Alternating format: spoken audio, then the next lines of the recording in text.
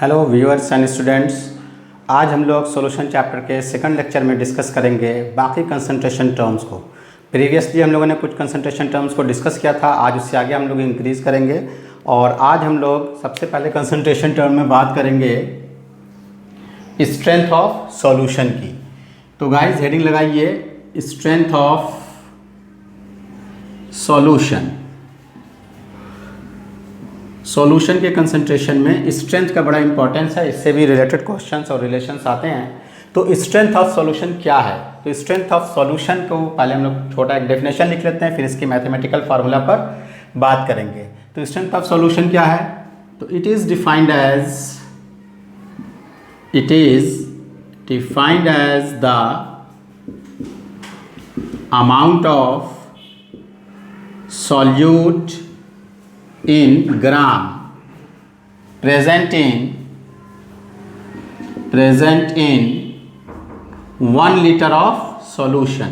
Very simple criteria, that is mathematical form में हम अगर लिखें तो ये क्या हो जाएगा? स्ट्रेंथ इज इक्वल टू, ये क्या है? Amount of solute in gram, that is mass of solute, जिसको हम लोग W से डिनोट करते हैं, या चलिए इसको लिख दिया जाए mass of solute in gram divided by volume of solution in liter। इसको हम लोग S से डिनोट कर देते हैं। मास ऑफ सॉल्यूट इन ग्राम को कैसे लिखेंगे हम लोग? Very simple, given mass W for solute हम लोग प्रीवियसली पढ़ चुके हैं, 2 लिखते हैं हम लोग, और B लिख सकते हैं, volume of solution litre. This is your very simple formula of strength.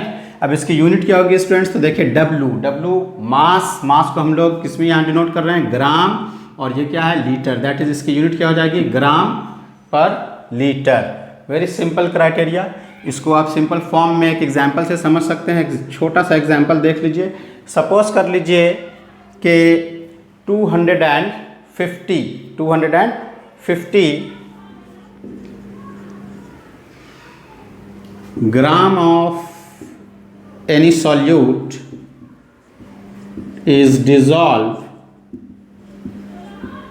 in 450 ml of solution। तो आपको क्या फाइंड करना है? Find strength of solution. Very simple criteria. तो स्ट्रेंथ के लिए आपको क्या क्या चाहिए? Amount of solute in gram divided by volume of solution in litre. तो अमाउंट ऑफ सॉल्यूट इन ग्राम आपको गिवन है कितना? 250, वॉल्यूम ऑफ सॉल्यूशन 450, ये ml में है, इसको आप लीटर में कन्वर्ट करने के लिए 1000 से डिवाइड लगा देंगे, ये पलट कर ऊपर चला जाएगा। This becomes 250 into 1000 divided by 450। अब आप इसको सिंपली सॉल्व करेंगे, रिजल्ट आ जाएगा, it is gram per litre. Very simple criteria. And now come to the second term. Previously जो हम लोगों ने पढ़ा था उससे हम लोग आगे की तरफ प्रोसीड करते हैं। तो सेकंड टर्म आज हम लोगों का है, बहुत इंपॉर्टेंट क्राइटेरिया है वो, मोलैरिटी। ध्यान से देखें student, this is very important criteria. जो चीज़ें इस चैप्टर में सबसे ज़्यादा बार आने वाली हैं उनमें से एक है ये मोलैरिटी। तो मोलैरिटी क्या है, अब इसको हम लोग जानेंगे। तो वेरी सिंपल, पहले इसको हम लोग डिफाइन कर लें। Molarity is defined as the number of moles of solute,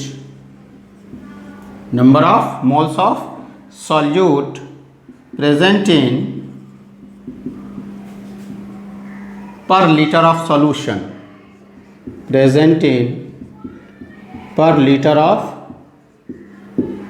solution.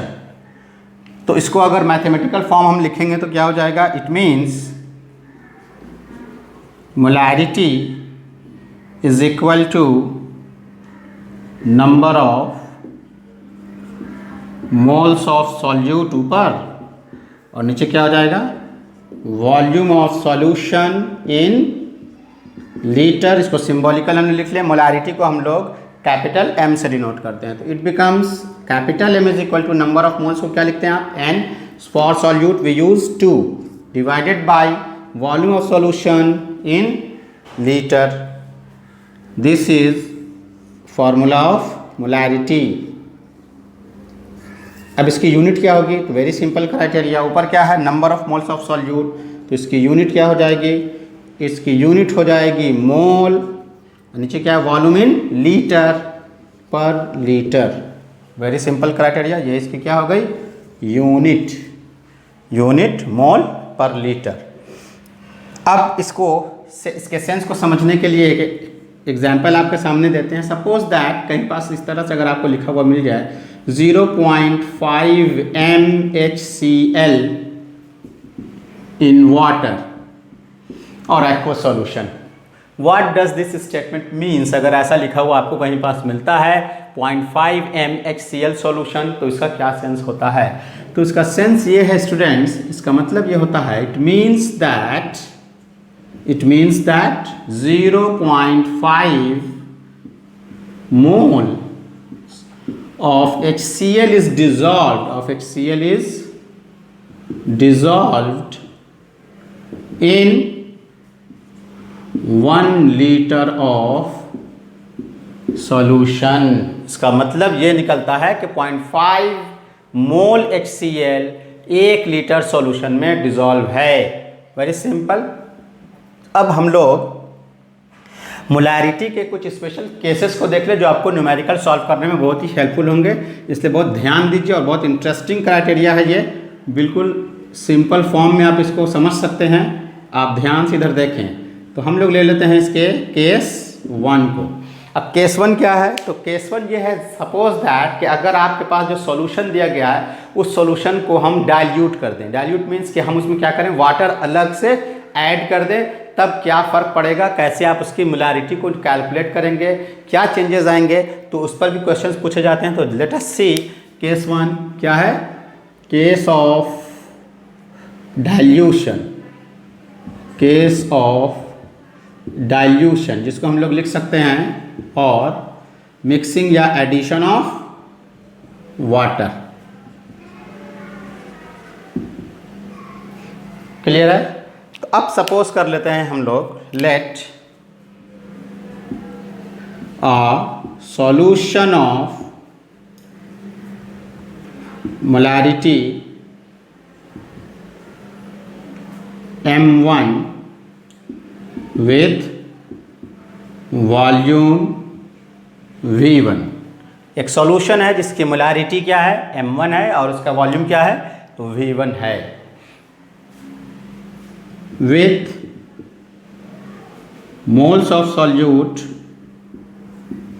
Moles of solute N2। उसका मोल्स ऑफ सॉल्यूट क्या है, नंबर ऑफ मोल्स के लिए n, सॉल्यूट के लिए 2। Very simple criteria. तो इसके जनरल मैथमेटिकल फार्मूला को हम लोग एक्सप्रेस कर दें, molarity is equal to number of moles of solute divided by volume of solution in litre. Volume को हमने क्या माना है, V1। वेरी सिंपल, बिल्कुल ध्यान से देखिए इसको।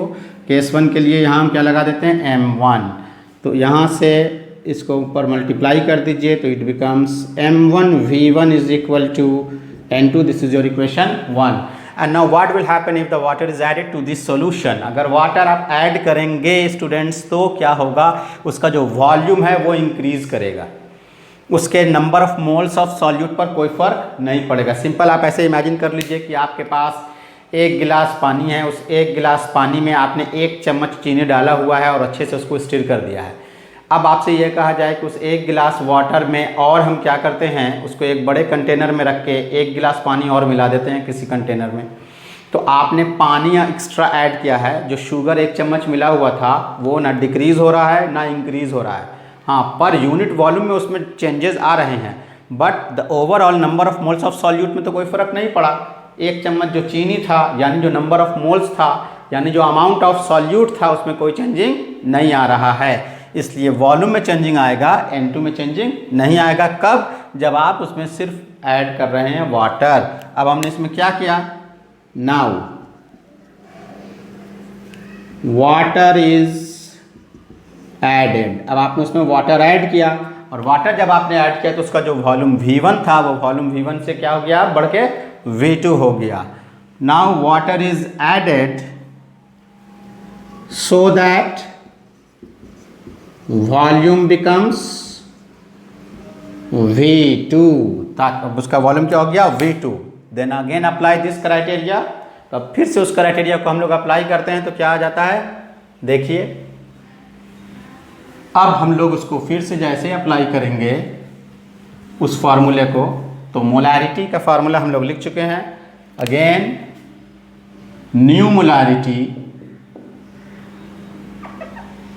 जो कि M2 से हम डिनोट करेंगे, M2 is equal to number of moles of solute, वो तो चेंज नहीं होने वाला है। अब जो चेंजिंग हुआ वो क्या हो गया, वॉल्यूम जो V1 था वो क्या हो गया V2। फिर आप इसके ऊपर प्रोसीड कर लें, M2 V2 is equal to N2, this is your equation 2। अब आप इसको रिलेट करें, इक्वेशन 1 एंड इक्वेशन 2 RHS दोनों में क्या है, बिल्कुल सेम टू सेम है। From 1 and 2 what will we get, very simple, we get M1 V1 is equal to M2 V2। This is very important formula when the question of dilution in which the addition of water or the case of dilution is given in the question, then you will apply this criteria।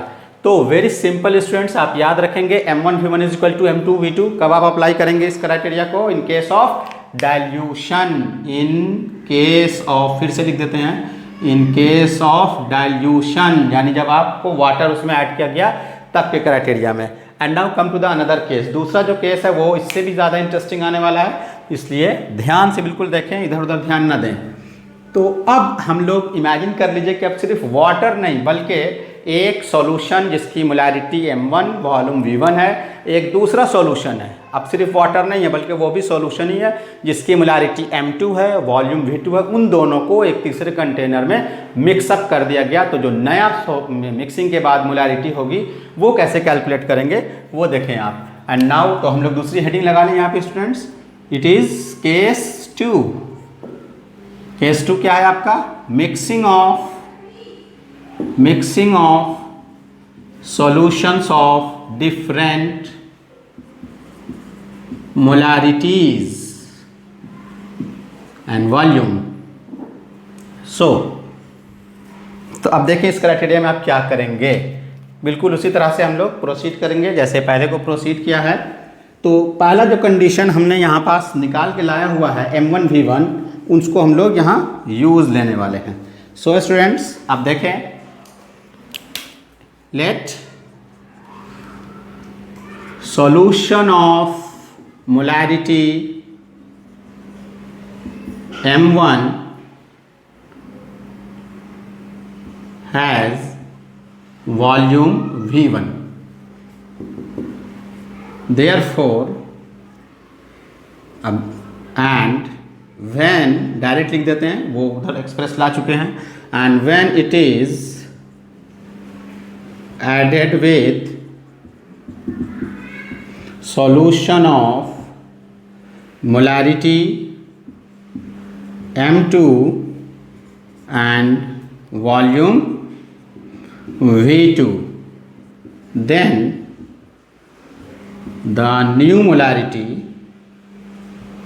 molarity suppose कर लीजिए क्या हो गया M3।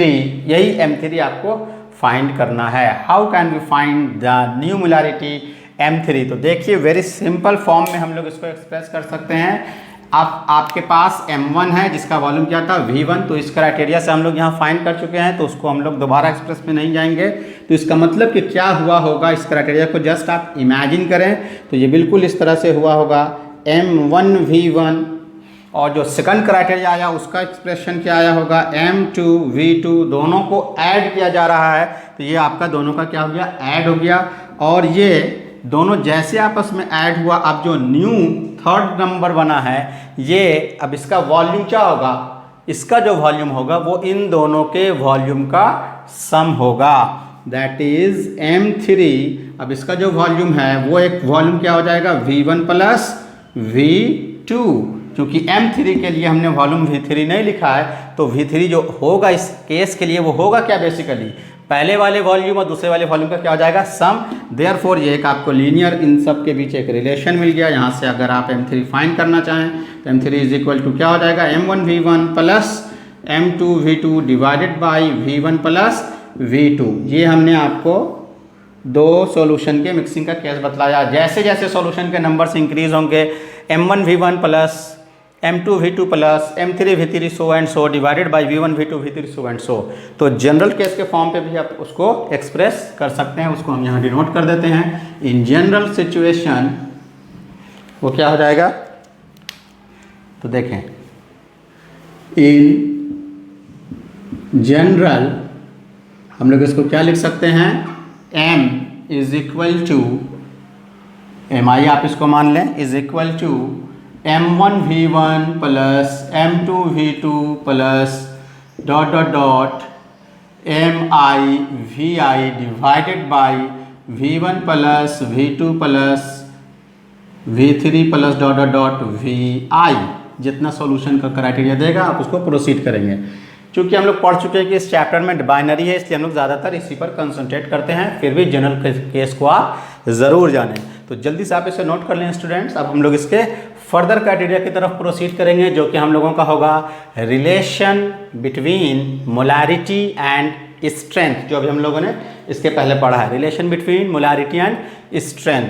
तो जल्दी से आप इसका एक स्क्रीनशॉट ले लें और जल्दी से नोट कर लें। चलिए, तो अब हेडिंग लगा लेते हैं हम लोग। एक हेडिंग हम लोग लगा लेते हैं, relation between molarity and strength. Very simple criteria, और ये रिलेशन काफ़ी इंपॉर्टेंट है, आपको न्यूमेरिकल में बिल्कुल यूज़ होने वाला है, इसलिए बिल्कुल एक एक चीज़ को एकदम ध्यान से देखें। तो हेडिंग लगा लिया आपने, relation between strength and molarity. Relation between strength and molarity.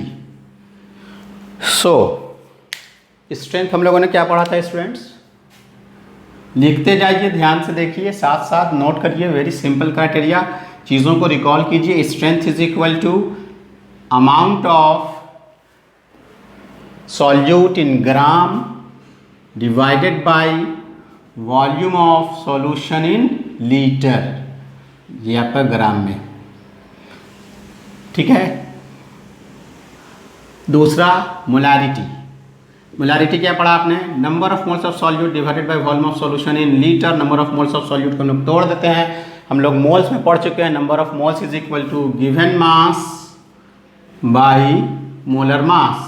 Solute है तो सॉल्यूट के लिए 2 लगा देंगे आप, इनटू VL जैसे था उसको एज इट इज़ रखें। अब आप बिल्कुल ध्यान दीजिए, W2 यहाँ देखिए, W2 by volume in litre, W2 by volume in litre, देख रहे हैं आप, ये अलग मार्कर से दिखा देते हैं आपको, दिस वन, ये W2 by volume in litre. इस एक्सप्रेशन के जगह पे क्या पुट कर देंगे, S फ्रॉम 1, हम लोग क्या जानते हैं, S is equal to W2 by volume of solution in litre, from 1 से इसमें ये पुट हो गया। देयरफॉर M आपका क्या हो जाएगा, M becomes S by M2। Therefore strength is equal to molarity into molecular mass of solute. सब टर्म्स आप जान रहे हैं, फिर भी आपकी आसानी के लिए बता दें, S स्ट्रेंथ है, M का मतलब मोलैरिटी है, और M2 का मतलब क्या है, मोलर मास ऑफ सॉल्यूट। तो it is a very important relation between the molarity and strength. दोनों में से कोई भी एक देगा, और आपको अगर सॉल्यूट का फार्मूला मालूम है तो आप एक दूसरे के रिलेशन से इसको आइडेंटिफाई कर लेंगे। Now come to the another criteria. Next condition पर अब हम लोग आते हैं, मोलैलिटी। नेक्स्ट हम लोगों को क्या होगा, मोलैलिटी। तो ये मोलैलिटी है, मोलैलिटी LITY, ये था molarity RITY, this is molality. अब मोलैलिटी देखिए स्टूडेंट्स, इसको हम लोग डिफाइन करते हैं, मोलैलिटी क्या है। तो मोलैलिटी को भी बिल्कुल इसी तरह से डिफाइन करेंगे, और सिर्फ एक चीज़ यहाँ चेंज होगी, वो क्या है, वहाँ volume of solution in litre है, यहाँ मोलालिटी में होगा weight of solvent in KG बस। बाकी सारे एक्सप्रेशंस में volume of solutions in litre ही का इस्तेमाल हम लोग करते हैं। तो मोलालिटी को कैसे डिफाइन करते हैं, तो it is number of moles of solute, बिल्कुल जैसे पहले था वैसे ही, number of moles of solute present in 1 litre of solution, present in sorry this is molarity. 1 litre of solution अगर हो जाए तो ये क्या हो जाएगा, molarity present in 1 kg of solvent. This is difference, यही एक डिफरेंस है। मोलालिटी में क्या होगा 1 kg ऑफ सॉल्वेंट, और अगर मोलारिटी होगा तो वहाँ 1 लीटर ऑफ सॉल्यूशन होता है। तो इसको हम लोग मैथमेटिकल फॉर्म में कैसे एक्सप्रेस करेंगे, molality is equal to number of moles of solute divided by weight mass, chemistry में एक ही चीज़ है, weight of solvent in kg। Symbolically molality को स्मॉल m से डिनोट किया जाता है, मोलारिटी कैपिटल M से था, ये स्मॉल m से है। मोल्स ऑफ सॉल्यूट बिल्कुल वैसे ही, n सॉल्यूट के लिए 2, वेट ऑफ सॉल्वेंट, वेट के लिए W, सॉल्वेंट के लिए 1, किस यूनिट में होगा kg। This is your mathematical expression for molality. इसके अब यूनिट क्या होगी students, now come to unit, very simple. Number of mole ऊपर है तो ये हो जाएगा आपका मोल, नीचे क्या है wait of solvent in kg, तो मोल पर kg। तो ये एक रिलेशन इस्टेब्लिश हो गया आपके मोलालिटी का, वेरी सिंपल क्राइटेरिया। अब मोलालिटी और मोलारिटी में भी कुछ लोग रिलेशन इस्टेब्लिश करते हैं, उसको मेमोरी याद करने की कोशिश करते हैं। चीज़ों को ज़्यादा समझने की कोशिश कीजिए और रिलेशन को रटिए कम। वो आपको हम न्यूमेरिकल्स में बतलाएंगे कि कैसे एक जगह से दूसरी जगह प्रोसीड करना है। एक चीज़ यहाँ पास लेकिन समझ लीजिए, यहाँ जो है मोलारिटी के केसेस में, मोलारिटी के केस में क्या आया है नीचे वॉल्यूम है, यहाँ मोलालिटी के केस में क्या है वेट है। हमने आपको प्रीवियसली लेक्चर नंबर 1 में ये बतला दिया था कि जो चीज़ वॉल्यूम के साथ होगी वो टेम्परेचर डिपेंडेंट होगी, जिसमें भी वॉल्यूम टर्म नहीं होगा वो टेम्परेचर इंडिपेंडेंट। तो ये टेम्परेचर इंडिपेंडेंट है और ये टेम्परेचर डिपेंडेंट है। जब भी टेम्परेचर डिपेंडेंट से इंडिपेंडेंट की तरफ आपको रिलेशन में जाना हो, पूछा जाए, तो इन दोनों के बीच की एक बड़ी इंपॉर्टेंट कड़ी है और वो है डेंसिटी। वो क्या है आपका डेंसिटी, मास बाय वॉल्यूम। तो हम लोग इस संबंध का, इस रिलेशन का इस्तेमाल करके एक फॉर्म से दूसरे फॉर्म में न्यूमेरिकल्स को सॉल्व करते हैं। ज़्यादा फार्मूला को रटना नहीं है, ज़्यादा फार्मूला के रटने से आप बहुत सारी चीज़ों को भूल जाएंगे। फिर भी आपको हम एक डायरेक्ट रिलेशन जो एम्पेरिकली है वो लिखा देते हैं, शायद आपको कुछ काम आ जाए। तो लिख लें relation between molality and molarity, relation between molality small m and molarity capital M। अब इनके बीच एक वेरी सिंपल एक छोटा सा रिलेशन है, उसको हम लोग नोट कर लेते हैं। मोलालिटी M, स्मॉल m से हम लोग किसको डिनोट किया है, मोलालिटी को डिनोट किया है। तो it is equal to M divided by D minus M2, M divided by D minus M2। अब ये सब क्या टर्म है पहले से आप जान चुके हैं। M का मतलब क्या है molality, capital M molarity, M2 क्या है मोलर मास, M2 क्या है मोलर मास, किसका ऑफ 2 लगा हुआ है, क्या हो जाएगा very good solute. D for density, तो हमने आपको बताया ना कि जब भी एक फॉर्म से दूसरे फॉर्म में टेम्परेचर डिपेंडेंट से इंडिपेंडेंट में जाना होगा, डेंसिटी को यूज़ करेंगे। फार्मूला के रटने पर हम लोग इसका इस्तेमाल कम से कम करेंगे, हम तो नहीं करेंगे, हम आपको रटाएंगे नहीं क्राइटेरिया, लेकिन कुछ स्टूडेंट्स बोलते हैं इसलिए लिख दिया गया है। अब आप एक चीज़ और समझ लीजिए, समटाइम फॉर यूनिट कन्वर्जन ग्राम में है, वो केजी में है, तो इन सब चीज़ों के लिए रटने की ज़रूरत नहीं है। इसमें आप क्या लगा दें 1000 और डेंसिटी में भी क्या लगा दें 1000। डेंसिटी को हम लोग ग्राम पर मिलीलीटर आएगा तो अब उसको केजी में कन्वर्ट करना होगा मोलैरिटी के लिए, तो उसमें 1000 आ जाएगा। और मोलैरिटी के केस में मिलीलीटर था, उसको आपको कन्वर्ट करना होगा, तो उससे जो रिलेशन क्राइटेरिया का चेंजिंग आएगा उसमें 1000 डेंसिटी में लग जाएगा और 1000 यहाँ लग जाएगा। Simple criteria. सो याद हो जाए तो ठीक है, नहीं याद हो तो कोई बात नहीं है, हम लोग इसका यूज़ नहीं करेंगे। And now come to the next point. Molarity के बाद हम लोग डिस्कस करेंगे स्टूडेंट्स फॉर्मेलिटी। एक टर्म है फॉर्मेलिटी, या उसको लास्ट में भी देख सकते हैं, पहले नॉर्मलिटी देख लेते हैं।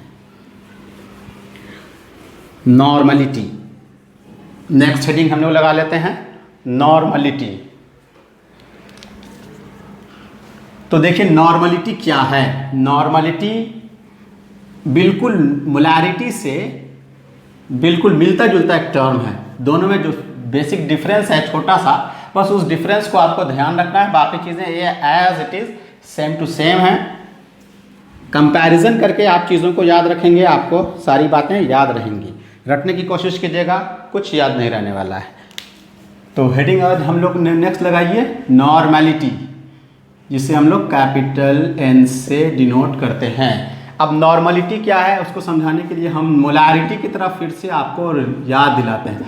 मोलैरिटी हम लोगों ने क्या लिखा था? मोलैरिटी लिखा था number of moles of solute divided by volume of solution in litre. अब देखिए इसको कैसे इससे हम लोग रिलेट करेंगे, बिल्कुल भी रटना नहीं है। तो नॉर्मलिटी क्या है? ये क्या था? Number of moles of solute. ये क्या है? Number of gram equivalent, moles of number of gram equivalent, number of gram equivalent of solute.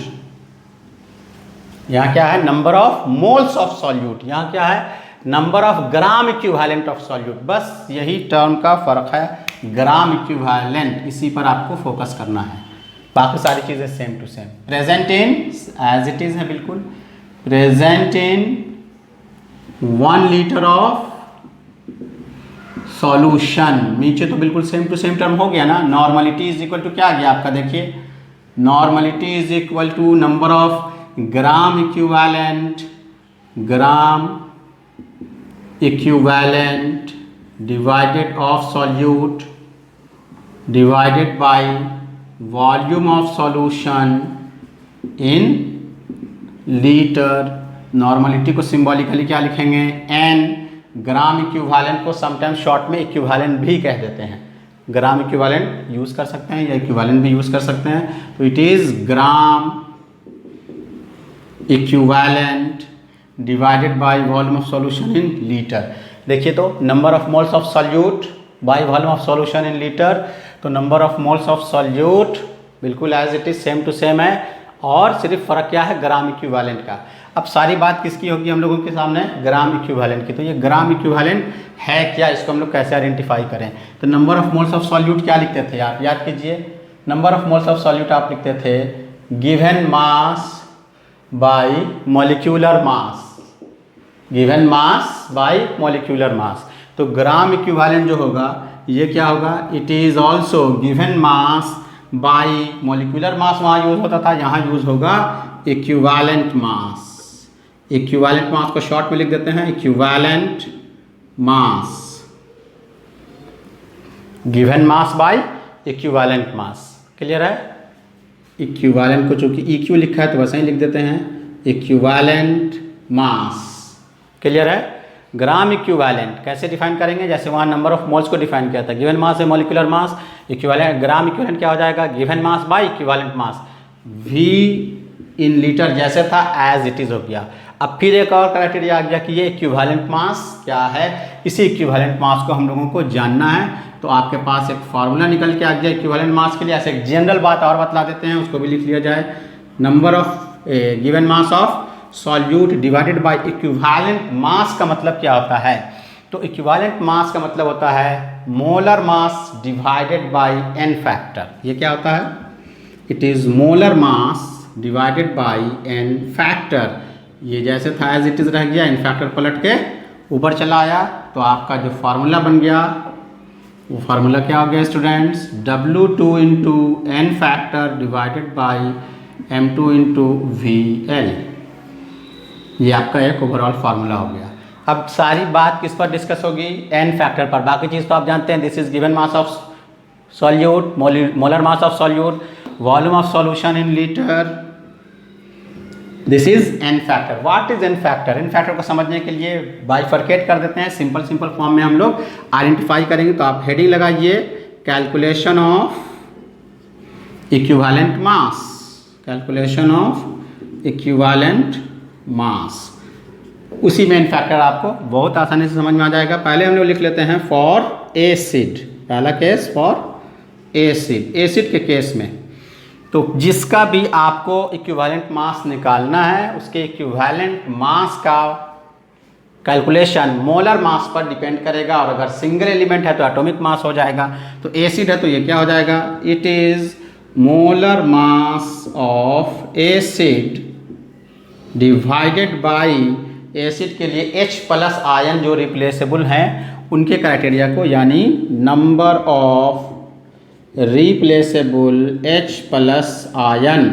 अब इस पूरे टर्म को हम लोग number of replaceable H plus ion को क्या कहते थे? याद कीजिए, आपको बतलाया जा चुका है ये सब 11th क्लासेज में। तो number of replaceable H plus ion is known as basicity of acid. बिल्कुल उल्टा कहलाता है, एसिड होगा तो उसके लिए बेसिसिटी कहलाएगा। तो ये क्या हो गया? Molar mass of acid by basicity. दूसरा क्राइटेरिया फॉर बेस, बेस के लिए क्या हो जाएगा? बिल्कुल उसी तरह से एज इट इज चीज़ें रहेंगी, ऊपर में मोलर मास ही रहेगा सबका क्या होगा? Molar mass by n factor, molar mass by n factor जो रहा, molar mass of acid, base, salt, what ever it में बी। ये क्या हो गया? मोलर मास ऑफ बेस, और नीचे क्या हो जाएगा? बेस के लिए number of replaceable OH minus ion, number of replaceable OH minus ion, जिसके लिए हम लोग क्या टर्म यूज करेंगे? Acidity of base.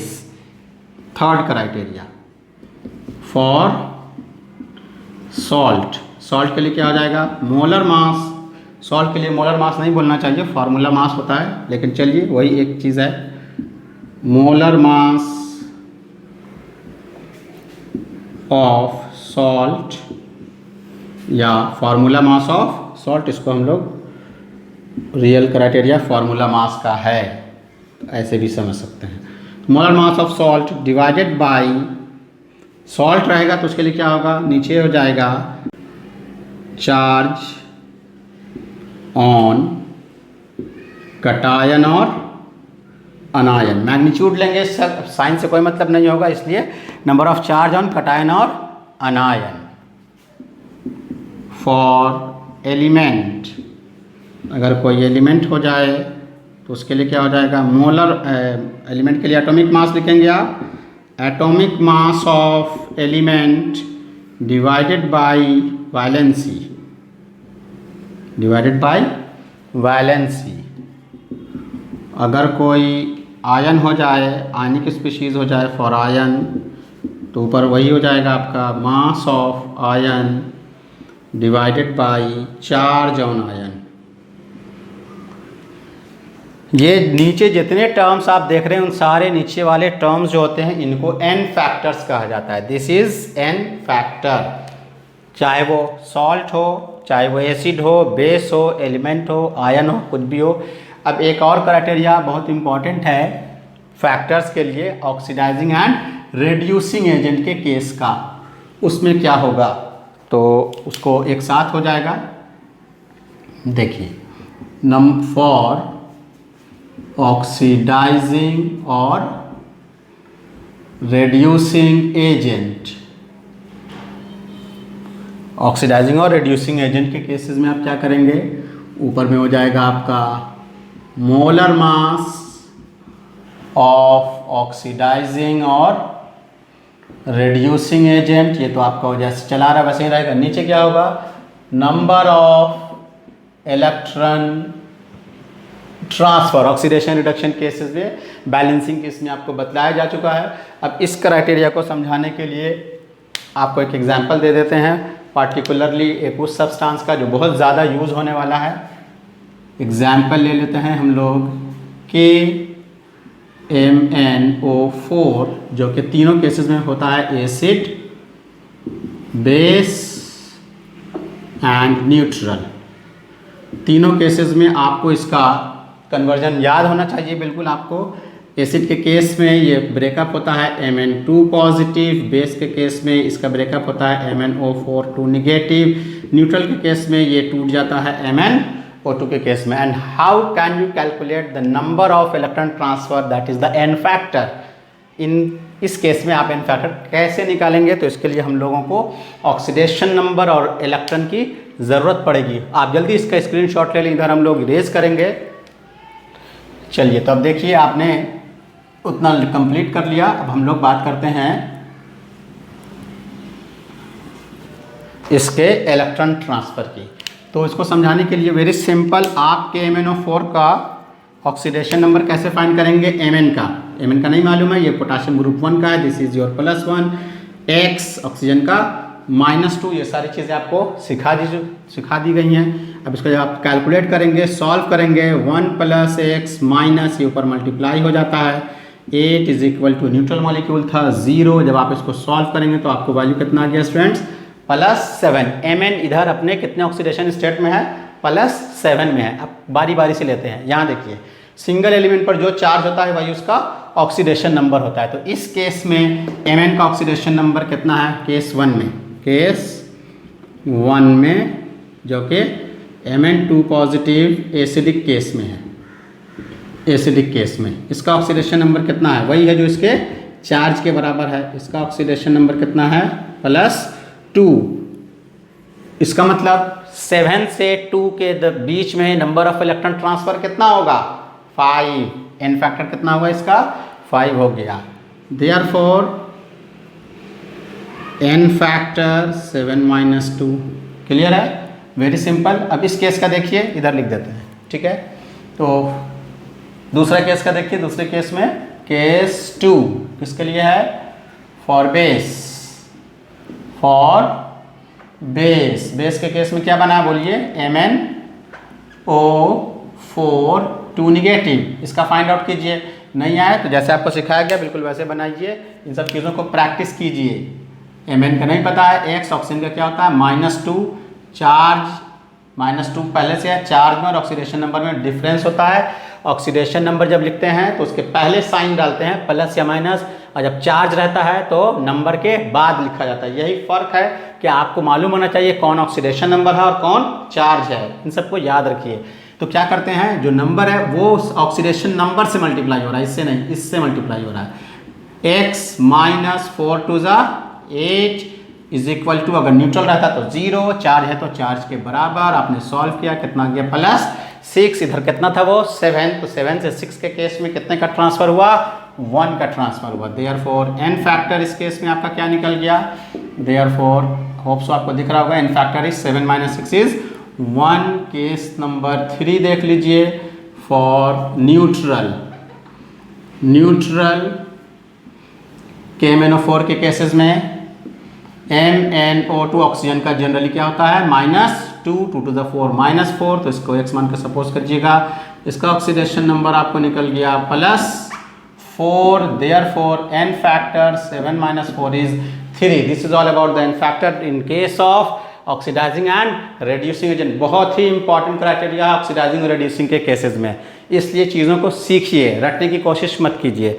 अब नीचे जितने टर्म्स आए हैं, नीचे डिनोमिनेटर में acid, base, salt, element, ion, oxidising और रेड्यूसिंग एजेंट, नीचे जो टर्म आता है इसी को एन फैक्टर कहते हैं। तो जनरल टर्म के केसेस में अब नीचे बार बार कैसे लिखा जाता है, इसलिए यहाँ क्या लिखा गया, एन फैक्टर। जो भी आएगा, जैसा केस देगा उस तरह से आप इसको रिजॉल्व कर लेंगे। Hope so, very simple criteria, आप इसको समझ गए होंगे।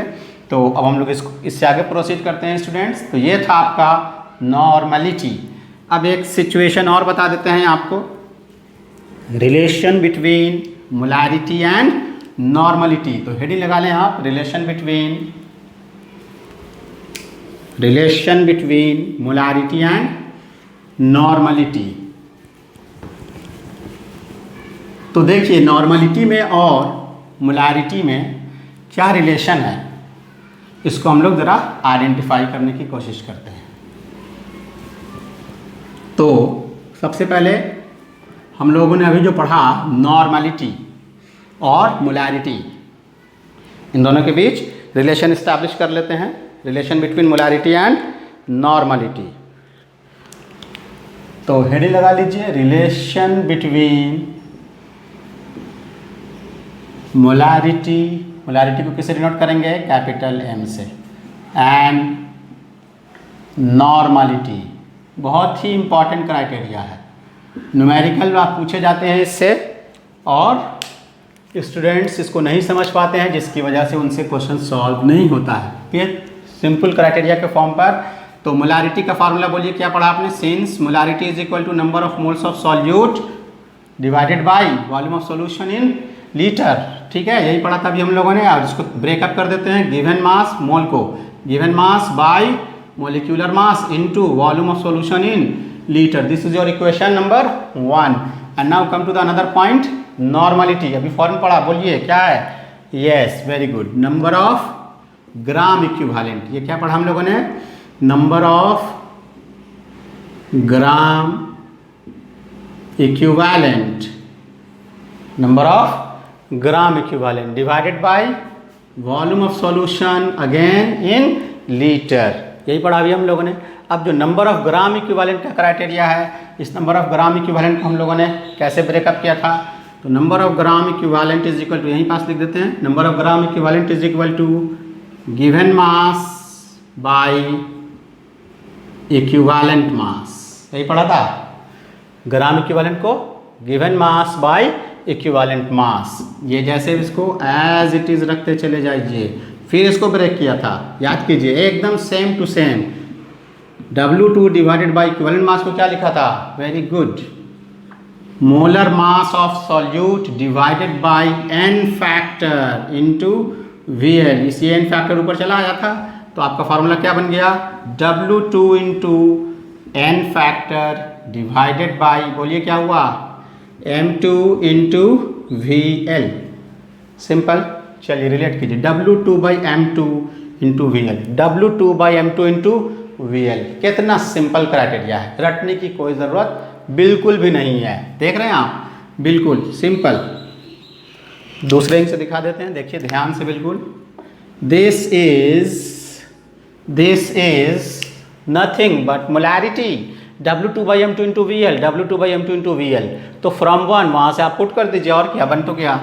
तो normality is equal to M into NF बन गया। This is the relation between the normality and n factor. यहाँ पे बहुत होता, आप लिख सकते हैं फ्रॉम इक्वेशन 1। सो स्टूडेंट्स, चीज़ें बहुत ही आपस में कनेक्टिविटी के साथ है, एक के साथ दूसरे का रिलेशन है। ये मत समझिए कि ये बहुत छोटा है, ये ज़्यादा इंपॉर्टेंट है। सब चीज़ इंपॉर्टेंट है, सबका आपस में एक के साथ कनेक्टिविटी है। तो चीज़ों को सीखते जाइए, नोट करते जाइए, समझिए। जो चीज़ नहीं समझ में आए कमेंट बॉक्स में लिखिए, उसको पूछिए।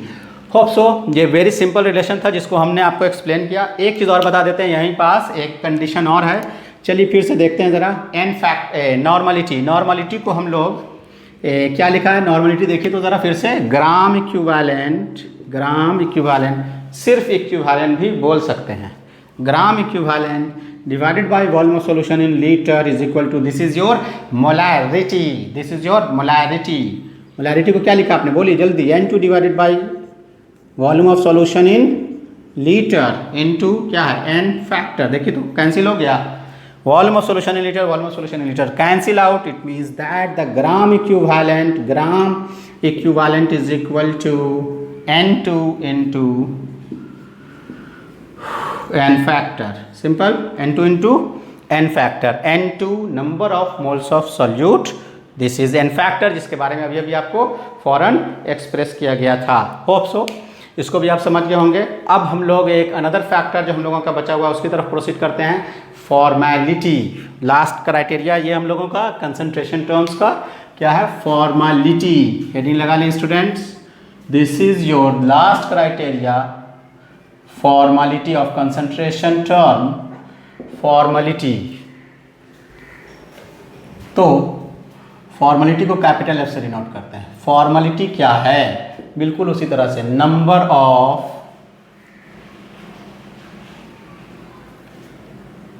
ग्राम formula mass present in 1 litre of solution. बिल्कुल मोलैरिटी की तरह, मोलैरिटी के क्राइटेरिया में ऊपर में हम लोग क्या लिखते हैं? Number of moles of solute. ये भी वही है, number of moles of solute ही है, लेकिन फार्मूला मास का इस्तेमाल तब किया जाता है जब कोई आयनिक कंपाउंड हो। फिलहाल के लिए आप ये समझ लीजिए, टिल नाउ अभी तक आप ये मान लीजिए कि अगर आयनिक कंपाउंड देता है तो आयनिक कंपाउंड में फॉर्मेलिटी बोला जाता है, मोलैरिटी नहीं बोला जाता है। तो फॉर्मेलिटी का फार्मूला क्या हो गया आपको? Formality is equal to number of gram formula mass divided by volume of solution in litre. Formality is equal to formula mass, number of formula mass. इसको हम लोग लिख देते हैं shortly, number of formula mass divided by volume of solution in litre. तो formality का इस्तेमाल तब करेंगे आप जब आयनिक कंपाउंड दिया जाएगा, और आयनिक कंपाउंड चूँकि मॉलिक्यूल के रूप में नहीं होते हैं, उसमें आयंस मौजूद होते हैं और उसका अलग क्राइटेरिया है जिसको हम आपको आगे इसी चैप्टर के आगे में एक कंडीशन पढ़ना है, वांट ऑफ फैक्टर। उसमें बतलाएंगे कि ये फार्मूला मास क्या होता है। फार्मूला मास का कंसेप्ट वहाँ हम लोग जानेंगे, क्योंकि वांट ऑफ फैक्टर की चीज़ है, इसलिए यहाँ पास इसको समझने में थोड़ा सा आपको प्रॉब्लम हो सकता है। तो ये हम लोग उस वक्त के क्राइटेरिया में जानेंगे कि ऑब्जर्व्ड मोलिकुलर मास क्या होता है और थ्योरेटिकल मोलिकुलर मास क्या होता है। ऐसे अगर किसी को लिखना है तो वो आप नोट करेंगे तो लिख भी सकते हैं। ये फार्मूला मास का कंडीशन अप्लाई कब होगा? जब आयनिक कंपाउंड होगा। ऐसे हम लिख देते हैं। इसको कब अप्लाई करेंगे आप? Generally applicable for ionic compound. Molarity ना बोल के उसको क्या बोलते हैं हम लोग? फॉर्मेलिटी बोलते हैं। सो ये हम लोगों का एक ओवरऑल क्राइटेरिया है जिससे हम लोग सारे रिलेशंस को इस्टेब्लिश करेंगे। अब एक छोटा सा आपको क्वेश्चन बतलाते हैं। इन सारे के सारे कंसंट्रेशन टर्म्स को आप बिल्कुल अच्छी तरह से दोनों लेक्चर्स को ध्यान से देखें, क्योंकि नेक्स्ट क्लास जो होने वाला है उस पर हम लोग इन सब पर न्यूमेरिकल्स को सॉल्व करेंगे। जो उसी को समझ में आएगा जो इससे रिलेटेड कंसंट्रेशन टर्म्स को बिल्कुल अच्छे से समझा रहेगा, उसके फार्मूला आपके माइंड में होने चाहिए। तो एक छोटा सा क्वेश्चन हम लोग देखते हैं स्टूडेंट। सपोज कर लीजिए, तो क्वेश्चन नोट करते हैं। Find normality and strength, normality and strength of an aqueous m/10 solution of H2SO4। Clear है? Find normality and strength. Normality find करना है और स्ट्रेंथ फाइंड करना है। एक एक्वस सॉल्यूशन है किसका? H2SO4 का, जिसका कंसंट्रेशन कितना दिया हुआ? m/10। What does it means m/10? तो m/10 के टर्म का, m/10 के क्राइटेरिया का क्या सेंस निकलता है? m/10 के सेंस ये निकलता है कि ये मोलैरिटी आपको दे दी गई, molarity is equal to 1/10। Molarity को m से डिनोट करते हैं। तो आपके पास क्या मालूम हो गया? मोलैरिटी मालूम हो गया। क्या क्या फाइंड करना है? Normality and strength. तो चलिए सबसे पहले नॉर्मलिटी निकालते हैं। अभी हम लोगों ने क्या पढ़ा? नॉर्मलिटी इज इक्वल टू, यहाँ देखिए, molarity into n factor, molarity into n factor. Molarity question में गिवन है 1/10 n फैक्टर। किसका n factor? Of H2SO4, of H2SO4। तो H2SO4 आपका क्या है? एसिड है। तो number of replaceable H plus ion इसमें कितने हैं? 2। डाई बेसिक एसिड है ये। तो चूंकि H2SO4 एक डाई बेसिक एसिड है, इसलिए इसका जो n फैक्टर हुआ वो कितना हो गया स्टूडेंट्स? 2 हो गया। Very simple. How simple the question is, it is 1/5। अब क्या फाइंड करना है? अब देखिए तो क्या फाइंड करना है? स्ट्रेंथ। स्ट्रेंथ यहाँ लिख देते हैं स्ट्रेंथ। स्ट्रेंथ में और मोलारिटी में अभी थोड़ा देर पहले फार्मूला बताया है, बैकअप जा करके पॉज करके आप चेक कीजिए उसके कंडीशन को क्या बतलाया गया है। Strength is equal to molarity into molar mass of solute. यहाँ सॉल्यूट कौन है, यहाँ सॉल्यूट है H2SO4। Molarity again your 1/10 and M2 molar mass of H2SO4 98। बिल्कुल याद होना चाहिए, जिसको नहीं याद है वो समझ लिया। हाइड्रोजन का 1/2 प्लस सल्फर 32 प्लस ऑक्सीजन का होता है 16/4। आप सॉल्व करेंगे कितना आ जाएगा 98। It becomes strength 9.8। स्ट्रेंथ की यूनिट क्या बतलाई गई है आपको, ग्राम मास of solute in gram per litre. Very simple criteria. तो ये आपका एक सिंपल सा आउटलुक है। बाकी हम लोग नेक्स्ट क्लास में फर्दर प्रोसीड करेंगे। वैसे आपको एक क्वेश्चन दे के छोड़ते हैं ताकि आप लोग उसको प्रैक्टिस करने की कोशिश करें। फर्दर हम लोग नेक्स्ट क्लास में आगे प्रोसीड करेंगे। अच्छा, एक चीज़ और बतला देते हैं, न्यूमेरिकल से ज़्यादा इंपॉर्टेंट उसको पहले बता दें ताकि न्यूमेरिकल एक क्लास में होगा। जल्दी से हम लोग एक चीज़ जान लें, मोलारिटी वर्सेस मोलालिटी। एक चीज़ बता देते हैं, मोलारिटी में और मोलालिटी में कैपिटल M और स्मॉल m में क्या डिफरेंसेस है, क्या क्या क्राइटेरिया है। तो वेरी सिंपल नोट करते जाइए सिंपल पॉइंट के तौर पर। मोलारिटी जो है इसमें क्या टर्म यूज़ होता है, ये वॉल्यूम टर्म कंटेन करता है। तो मोलारिटी में क्या होता है, number of moles of solute by volume of solution in litre. और इसमें क्या होता है, number of moles of solute by weight of solvent in kg। एक डिफरेंस किया गया कि इसमें वॉल्यूम मौजूद होता है, इसमें वेट ऑफ सॉल्वेंट मौजूद होता है इन kg। दूसरा क्राइटेरिया क्या है, चूंकि इसमें वॉल्यूम है तो ये क्या हो जाएगा, बोलिए, वेरी गुड, टेम्परेचर डिपेंडेंट है। ये टेम्परेचर डिपेंडेंट है। ये क्या है, टेम्परेचर इंडिपेंडेंट है। Very good.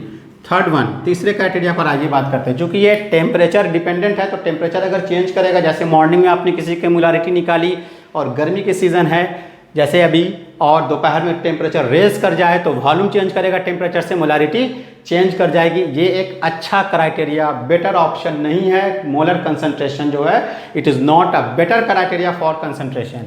ये क्या है, not a good method for calculating concentration. ठीक है, उसके कंपैरिजन में ये क्या है, बेटर ऑप्शन है, बेटर दैन मोलारिटी। ठीक है।